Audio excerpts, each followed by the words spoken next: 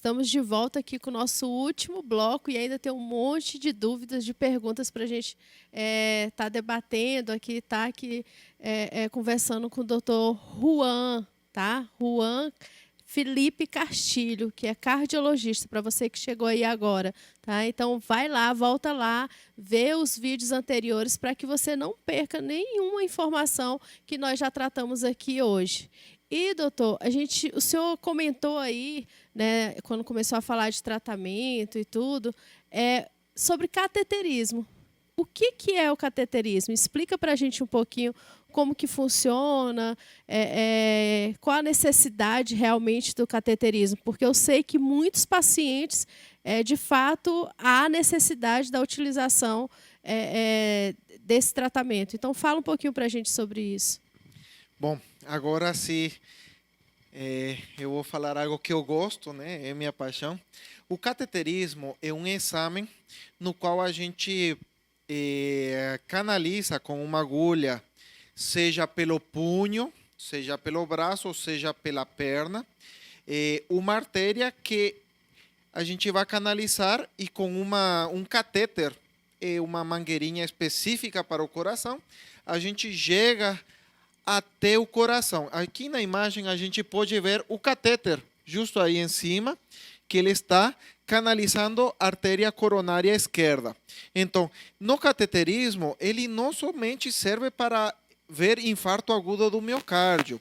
O cateterismo serve para avaliar uma série de doenças, entre elas as doenças congênitas. Mas vamos nos abocar aqui no cateterismo. Aqui a gente vê uma artéria e se a gente presta atenção, na parte superior a gente vê uma artéria com alterações bem irregulares e a gente vê que ela está afilada, está fininha. Então, no início da artéria descendente anterior, a gente vê que existe uma lesão grave.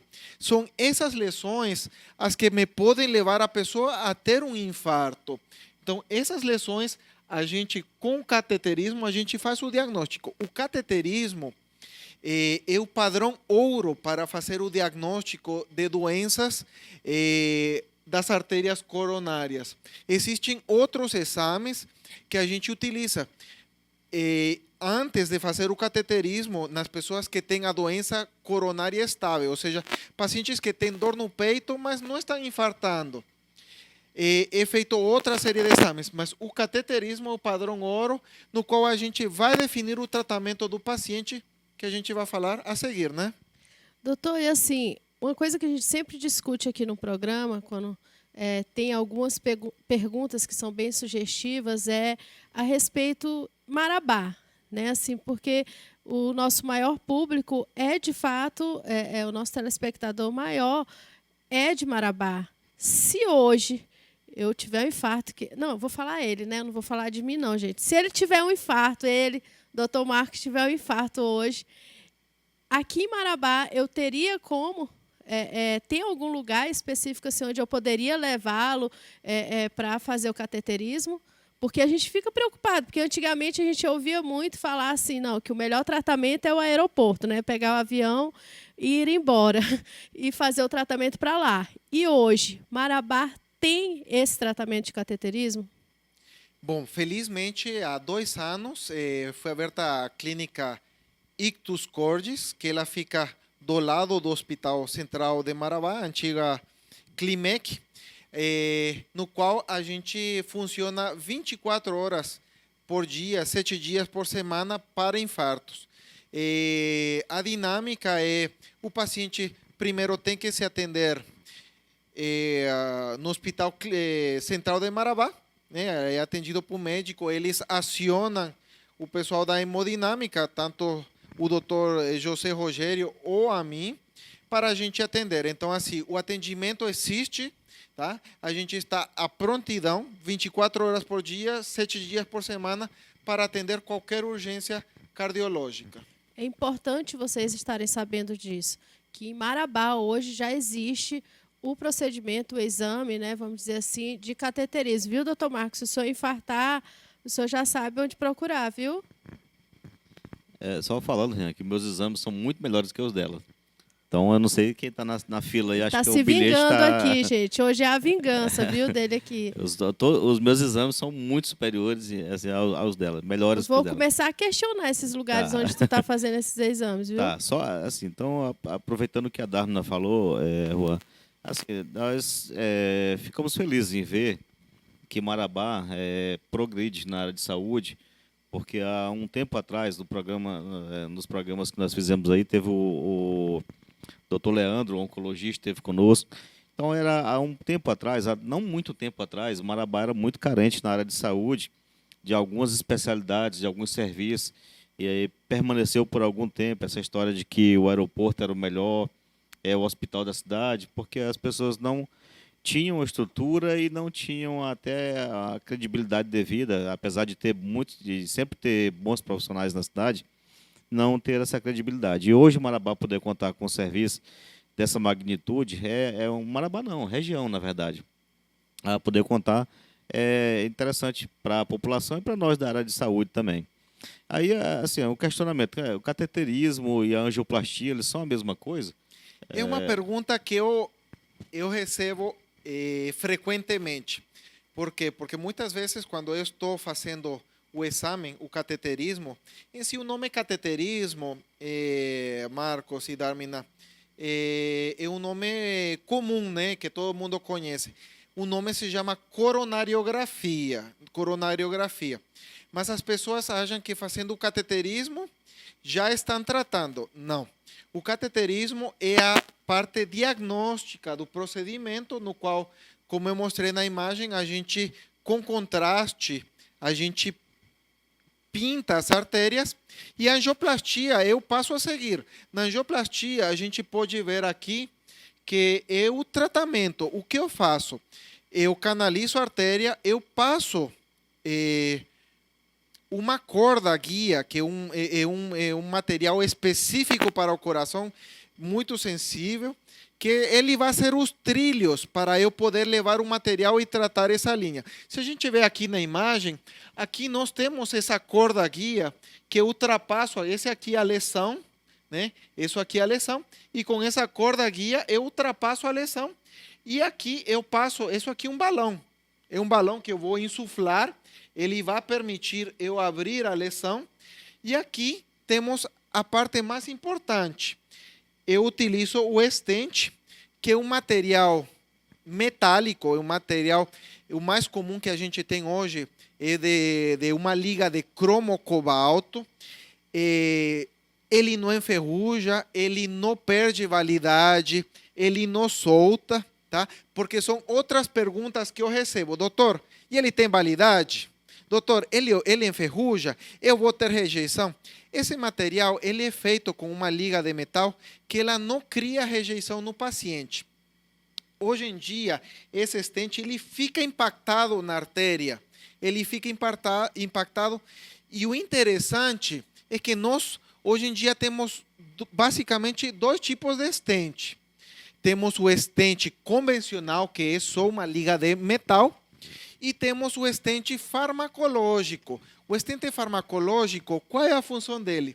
O stent farmacológico ele vai liberando medicamento até 1 ano para diminuir o risco dessa placa de ateroma voltar a fechar essa artéria. Então, é um tratamento mais moderno. Nos primórdios da hemodinâmica, com o stent metálico, nós tínhamos um problema que se chamava reestenosis, que era o fechamento dessa placa por crescimento de músculo liso, né, musculatura lisa, ou por placa. Com o advento do stent farmacológico, agora esse índice diminuiu muito. Então, assim, é muito raro a gente ter a reestenosis ou fechamento do stent. Tá? O stent é bem conhecido como molinha, as pessoas chamam ele de molinha. Tá?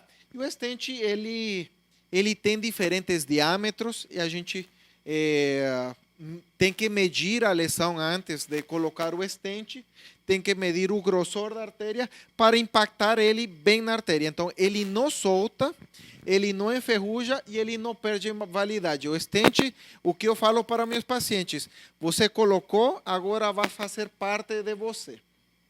Juan, só aproveitando a imagem que está aí, quando tu mostrou essa imagem, tem uma parte amarela aí. O pessoal deve estar se perguntando, o que é essa parte amarela aí na imagem, na parte superior? Bom, essa parte amarela aqui é placa de ateroma, tá?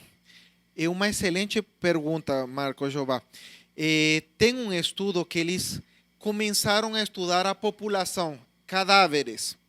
Eles pegaram pessoas menores de 10 anos, depois 15 anos, 20 anos, 30 anos.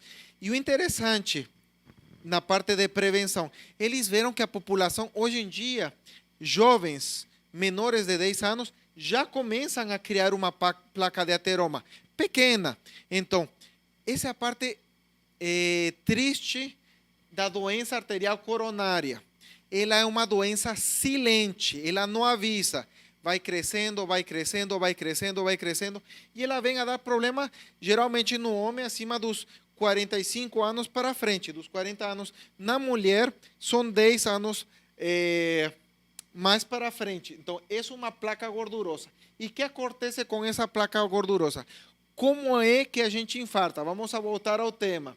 Essa placa, ela sofre uma fissura e aqui se junta um monte de coágulo e esses coágulos fecham a artéria. Isso que acontece. A placa, o infarto não é por fechamento por gordura, é por fechamento por coágulo, porque essa placa ela pode rachar, né, ou fraturar, e aqui se junta um coágulo de sangue e ele obstrui a artéria. Então, quando a gente utiliza o tratamento químico, ele dissolve esse coágulo, mas o tratamento com remédio, ele não mexe na placa. A diferença, como a gente pode ver aqui, que o tratamento com stent, ele melhora o fluxo de sangue. Por quê? Porque ele vai impactar essa placa de ateroma. A alimentação interfere nessa aí? Interfere. Voltando, claro que a alimentação. Sim. Doidinho Claro para sim. saber se ele está bem na Alimentação fita. interfere. Comida gordurosa, né? Comida muito com um teor alto de carboidratos, ela aumenta o risco de aumentar essa placa. O que acontece? Gordura e açúcares elevados, diabetes, eles vão criar um processo inflamatório crônico dentro de nossas artérias. E essa inflamação crônica vai facilitar a formação dessas placas de ateroma. Agora, Juan, o programa, assim, ele tem uma particularidade do tempo acabar se esvaindo e nós temos que aproveitar o máximo do programa e a oportunidade. Agora, o pós-infarto. Quais os cuidados que o paciente deve ter? Se ele já passou por esse procedimento, se ele já está usando o stent, ele tem algum cuidado, alguma recomendação o pós-infarto? Sim, sim. Uma pessoa que infarta, ela vai precisar de medicações, que é muito importante. Eu friso para meus pacientes que a pessoa pode esquecer de pagar contas, pode esquecer de comer, pode esquecer de X coisa, mas esquecer os medicamentos não pode. Por quê? Porque a pessoa que se trata com stent, os medicamentos têm que ser tomados rigorosamente. Por quê? Porque corre o risco desse stent trombosar. O tratamento consiste em afinar o sangue, como falam as pessoas, né? Ou inibir a agregação das plaquetas. Consiste em controlar a pressão. Consiste em manter o colesterol baixo, tá? E consiste em manter a frequência cardíaca um pouquinho mais devagar. Então, esses são medicamentos muito importantes.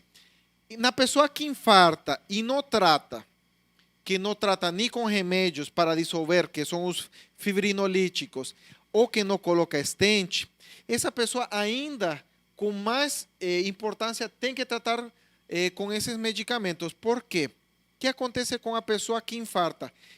Parte do músculo do coração vai morrer. tá? E esse músculo vai crescer, então a gente vai ter uma dilatação desse coração. E esses medicamentos que a pessoa toma vão a evitar que esse coração dilate. Isso eu falei nos cuidados com medicamentos. Que outros cuidados a pessoa precisa fazer? A pessoa precisa se cuidar fazendo atividades físicas. Inicialmente tem que ser controladas com o médico. Existe uma fisioterapia para fortalecer esse músculo. E o mais importante é cuidados com a alimentação, cuidados com estresse, parar de fumar e o controle do açúcar no sangue, né? Controlar essa diabetes. Doutor, existe alguma ou algumas doenças que podem simular o infarto? O senhor pode dizer para a gente aí, dar alguns exemplos? Porque tem muita gente que fala assim, não, estou com a dor no peito, estou com a dor aqui. Será que eu estou infartando? Eu mesmo já falei um monte de vezes lá em casa, eu acho que eu estou infartando. Nadinha. Né? Mas aí fala para a gente se tem alguma doença que pode simular que seja um infarto. Sim, de fato existem doenças que podem simular o infarto. Entre as principais que podem ser graves também, levar em conta o tromboembolismo pulmonar, temos também a pneumotórax espontâneo, temos o derrame pericárdico. Também tem pacientes que têm transtorno de ansiedade, dores musculares aqui da caixa do tórax. Pacientes com gastrites podem simular infarto.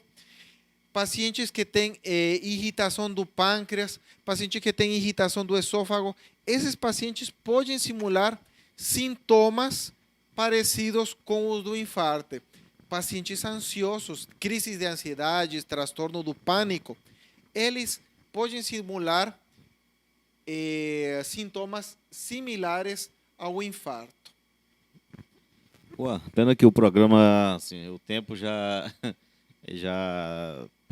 acabou. Infelizmente, temos alguns questionamentos ainda. Vamos ter que marcar outro programa para explorar mais. Claro que sim. Agora, assim, como considerações finais para o nosso telespectador, tem como dar algumas orientações ainda, instruí-lo a partir desse programa, o que ele ouviu aqui, os hábitos que ele deve adotar, a maneira como ele deve se comportar a partir de agora, alimentar, os cuidados que ele não pode abrir mão? Sim. Primeiramente, a pessoa precisa controlar, se é diabético, controlar a diabetes. Se a pessoa fuma, parar de fumar. E isso é uma parte muito importante. A pessoa que luta para parar de fumar, muitas vezes precisa de ajuda profissional. Então, não, geralmente se fala, não sei se vocês já escutaram, você tem que tomar vergonha na cara. Não, pessoas têm a dificuldade de largar o hábito de fumar e não conseguem. Então, não desanime. Tem que procurar ajuda profissional e tem muitos que não conseguem na primeira, não conseguem na segunda, mas na terceira ou na quarta conseguem de parar de fumar.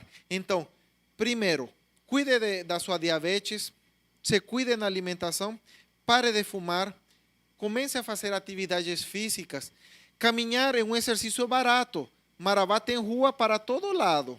Então, caminhar não custa nada no bolso. Então, fazer atividades físicas, perder peso e controlar a ansiedade, tá? Fazer um controle da ansiedade, lembrar de que o mundo não foi criado em um dia e sim levou vários dias para a criação. Então, não tenha ansiedade. Outra coisa, a pessoa que tem um antecedente familiar, meus pais, meus avós, têm problemas do coração, se cuidar, né? Cuidar dos fatores de risco, cuidar da alimentação e fazer periodicamente, passar por um cardiologista para fazer uma investigação se essa pessoa tem ou não risco cardiovascular. Muito bom mesmo. Nossa, assim, pensa no programa gostoso, gente. Esse aqui da gente estar interagindo. Aprendi um monte de coisas aí, tá? E eu já gostaria de agradecer ao Dr. Juan por ter aceitado esse convite. Eu sei que o tempo dele é muito pequeno aí, porque trabalho em vários locais. Eu sei que a atividade não é fácil, mas ele achou esse tempinho aqui para está passando as informações para você, telespectador, com todo amor, com todo carinho aqui. Ele se dispôs a vir aqui. Então, muitíssimo obrigado, doutor Juan. E qualquer coisa, gente, ele está lá na Ictus, tá? Na Ictus Cord, que está passando o endereço aqui embaixo e o telefone, lá na Avenida Itacaiunas, próximo ali à Climec. Então, qualquer coisa, procure o doutor Juan lá. Também temos o doutor Rogério, um abração, doutor Rogério, estou com saudade do senhor, viu, que a gente já trabalhou junto aí. Um abraço para a equipe lá da Ictus Cordes. Muitíssimo obrigado, doutor. Muito obrigado pelo tempo. Eu queria agradecer a minha esposa Kathleen por me apoiar e queria também mandar um grande abraço para a clínica, o pessoal que trabalha, porque realmente o médico ele não é ninguém se não está bem assessorado pela enfermeira e pelos técnicos e pelo pessoal todo que trabalha lá, pelo pessoal que trabalha no balcão. Então eu queria dar um grande abraço a todo esse pessoal que faz possível o dia a dia dentro da clínica. Juan, só a minha gratidão a ter aceito o convite. Eu trabalhei com o Juan no Hospital Municipal por alguns dias. Eu vi o quanto é um profissional técnico e humano também. No momento que nós vivemos assim de um capitalismo selvagem, que muitos abdicam do lado humano, da misericórdia. Então, eu fico feliz em conhecer e poder compartilhar de momentos com pessoas que se dedicam verdadeiramente ao cuidar do próximo também. Então, só a minha gratidão, Juan, ao serviço que você presta a Marabá e região e ao carinho que você tem conosco e também com os pacientes também. Então, que Deus continue te abençoando nessa caminhada. Ok, muito obrigado. Sou eu que agradeço, gente. Obrigado pelo tempo. Muitíssimo obrigada a você, telespectador, por estar aí, por ter nos aguentado aí até esse momento, né? Mas nós sempre procuramos trazer as melhores informações e atualização para vocês aí. Então, não percam o programa Missão Saúde na TV, ok? E não esqueçam de entrar no nosso Instagram e baixar também o aplicativo Missão Saúde. Vai lá no Play Store e baixe o nosso aplicativo. Fique ligadinho aí no Missão Saúde na TV.